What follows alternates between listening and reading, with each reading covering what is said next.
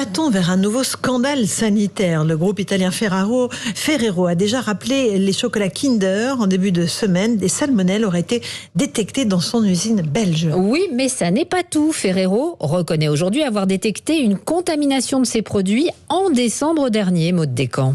Oui, le 15 décembre dernier, le chocolatier a détecté au cours d'un autocontrôle la présence de salmonellose dans son usine d'Arlon, en Belgique, d'où proviennent justement les Kinder qui ont été rappelés cette semaine. Ferrero assure avoir, à l'époque, arrêté sa production et ne pas avoir livré les produits fabriqués dans les 5 jours qui ont précédé le contrôle.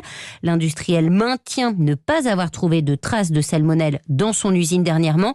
Mais pour Quentin Guillemin, président de l'association des victimes du lait Lactalis contaminé à la salmonellose en 2017, c'est encore une fois l'histoire qui se répète. On s'aperçoit aujourd'hui que malgré les recommandations qui avaient été faites, rien n'a été fait sur la question des autocontrôles de ces entreprises et on en est à attendre des personnes hospitalisées pour agir. Et cet état des lieux, il avait déjà été fait en 2017. 5 ans après, on se retrouve avec le même type d'affaires. Une enquête est actuellement en cours avec les autorités chargées de la sécurité alimentaire. Elle déterminera s'il y a eu ou non des manquements de la part du chocolatier.